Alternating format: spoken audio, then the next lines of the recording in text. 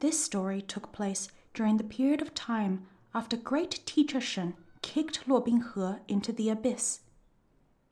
I still think it would be better if you didn't come, said Shen Qingqiu. Really? Liu Jingge acted as if he'd heard nothing and continued walking. He stalked with large strides and an arrogant gaze, Chen Luan's sword tassel swaying behind him. It was as if he was walking not on a narrow thicket-ridden mountain path full of uneven shrubs and hanging vines, but on Baizhan Peak's training grounds underneath a blazing sun. Martial brother, don't force yourself, Shen Qingqiu sincerely admonished him. Are you heading back or not? Liu Jingge interrupted. After I take care of this support ticket, after I take care of this Succubi, I'll head back. You said that last time too. And then you vanished for a month. Martial brother, won't die out here. Every time Without a Cure acts up, don't I always return to Changqiu Mountain to look for you? Martial brother doesn't need to go out of his way to chase after me. I'm not chasing you, Liu Jingge said emphatically. Sect leader ordered me to come. Yes, Shen Qingqiu said sorrowfully. Sect leader, martial brother, really is too kind. After a pause, he added, in truth, martial brother's only looking out for you.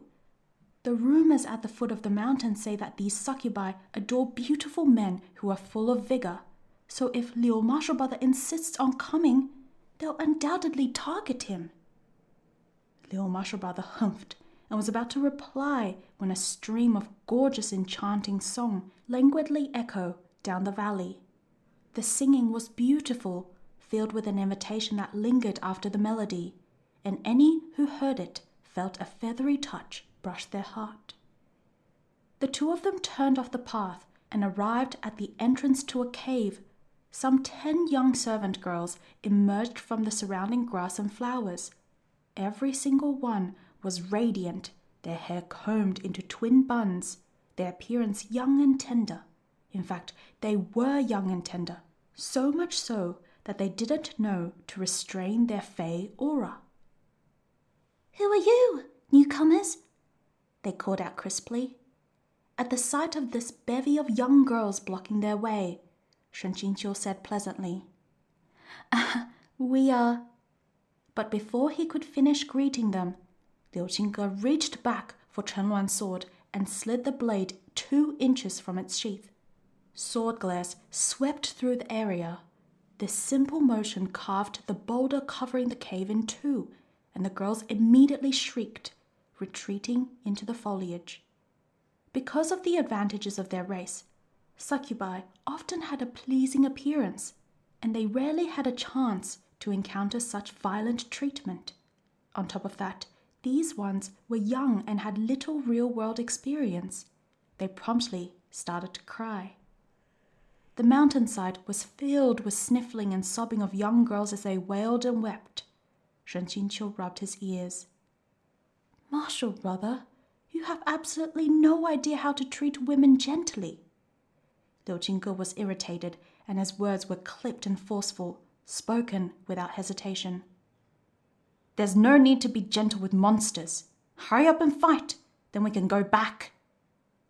Suddenly, someone from within the cave said, Ayo, these 2 immortal masters are so rude. Exactly how have my girls wronged you to warrant such an awful scare? With these soft and gentle words, a willowy woman in deep green sashayed outside. Sunlight illuminated at the entrance to her cave, revealing her dewy white skin and coquettish face, and how within every single one of her movements there lay an overwhelming charm. Madam Meiyin, this cultivator's scary, cried the succubi, who Liu Jingge had frightened to tears. He's bullying us. This Madam Meiyin was not only a succubus, but also stunningly beautiful. Therefore, as was the way of harem novels, She and Luo Binghe had necessarily enjoyed an affair. Normally, Shen Qingqiu was very self-conscious around any woman who Luo Binghe had touched. Forget voluntarily approaching them to cause them trouble. He avoided them like the plague. As for why he steeled himself and joined in on the fun this time, he had 2 reasons. The first was that the crying of the old couple at the foot of the mountain had been too heartbreaking to ignore as they bemoaned the plight of their only son, whose soul had practically been stolen away. The second was Madame Meiying's promiscuity. Outside of Luo Binghe, she had an uncountable number of husbands and lovers. Her affair with Luo Binghe was only a one-night stand, and she never actually entered his harem, and the purpose of her episode had mainly been to give the readers the vicarious pleasure of cucking a whole bunch of people. So, to be precise, Madame Meiyin didn't count as one of Luo Binghe's wives.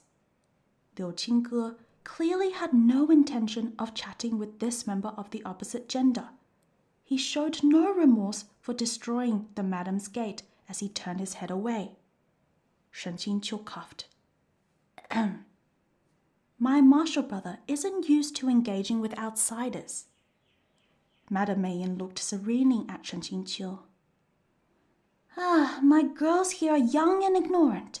I apologize if they offended you, but we only just finished building this place, and what a greeting you've given us, collapsing the door so terribly. Don't look at me. Look that way. He collapsed it. That's Changqiu Mountain's director of demolitions. Want to learn how to blow things up? Baitan Peak is the place to go. On principle, Shen Qingqiu always tried diplomacy first. We didn't mean to damage your place of residence, he said apologetically while waving his fan. Please excuse our rudeness, but we've come on behalf of the Huang family at the foot of the mountain. They wish for you to release young Master Huang. Ah, a young Master Huang, said Madame Meiyin. I've met many young masters named Huang. If not 10, then at least 8 or so. Which young Master Huang could these immortal masters be asking after? Liu Qingge sneered. Release them all. That will suffice. Madame Meiyin put on a troubled face. It's not that I don't want to release him, but he himself insisted on staying and won't go home. There's nothing I can do about that. Liu Qingge snorted. Shen Qingqiu had no wish to continue dragging this out either. Even so, could you at least bring him here? We'll figure out the rest ourselves. If that's the case, then please, I ask the 2 immortal masters to come inside, Madame Meiyin said sweetly. She turned and headed into the cave, walking leisurely before them. Liu Qingge made sure to keep a couple of steps back as he followed, then lowered his voice so only Liu Qingge could hear. She doesn't intend to bring them out, nor will she let us go. She won't succeed, said Liu Qingge. Different situations called for different strategies. Instead of prematurely dropping their facade, it seemed wiser to play along and use discretion. They were guided into a wide cavern carpeted with sweet-smelling herbs and damask. 12 elegant, full-figured maids stood in 2 groups on either side, oval fans in hand, all gentle smiles. Madame Meiyin sat them before a stone table. I've already sent a servant to invite young Master Huang to join us, she said. While you're waiting, shall I serve you something to drink? Shen Qingqiu knew that whatever she tried, it'd all be from the same bag of tricks anyway. Thus, he wasn't unworried and smiled slightly. Sorry to trouble you. Madame Meiyin hospitably poured them both some wine, all while seductively eyeing the deeply frowning Liu Qingge. The longer she looked, the sultrier her expression became, until Liu Qingge simply dismissed her with a roll of his eyes. Despite this, Shen Qingqiu was babbling over with excitement. Madame Meiyin had a strong preference for pretty boy faces, like those of Luo Binghe and Liu Qingge. Now that she had her sights set on Liu Qingge, would he be able to escape her demonic clutches? Once she sighted this kind of man, with his delicate facial features and skin as pale as snow, she'd be willing to pull out all the stops. She'd harass him remorselessly and without end until she could latch onto him, pin him down, and have her way with him until she was satisfied. In no time at all, Liu Qingge's expression would without a doubt be spectacular. Shen Qingqiu was actually, criminally, kind of looking forward to it. Indeed, before they'd sat for long, Madame Meiyin covered her mouth with a sleeve and glanced at Liu Qingge with affected bashfulness. Does this one have a cultivation partner? How direct! No human or other fae had ever dared to ask Liu Qingge such a question. It was as if he'd been struck by lightning. For a moment, he seemed to be questioning whether he'd misheard her. His lips and brows twitching, his gaze a little dumbfounded. He involuntarily turned to look at Shen Qingqiu. Shen Qingqiu had never seen this sort of expression on Liu Qingge's face before. It was almost outraged, in disbelief. It was as if a 1,000-year-old iceberg had come crashing down. The hysterical laughter within Shen Qingqiu's heart surged into a terrifying wave. He managed to keep a straight face, enduring it until even his fan hand was trembling as he struggled to cover his spasming mouth. No, he said solemnly, he doesn't. Why not? Asked Madame Meiyin.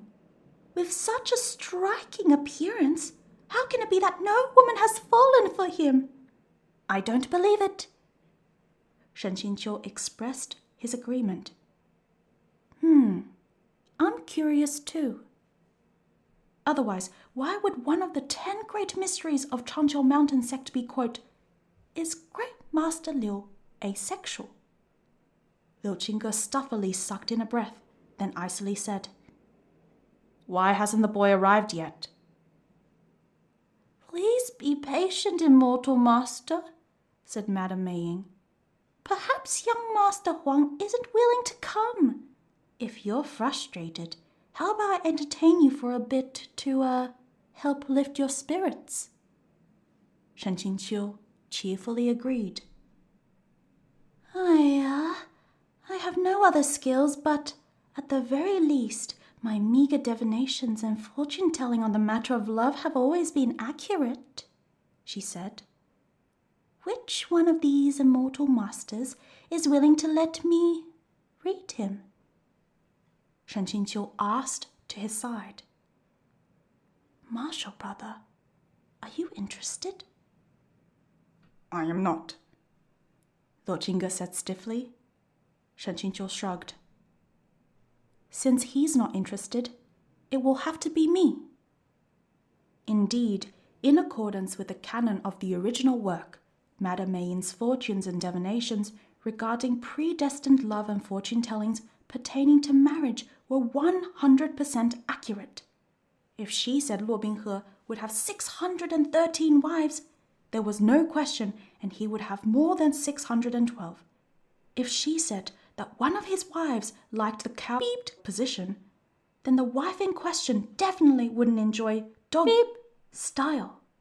How could Shen Qingqiu, being a bachelor with an uncertain future, help feeling anxious?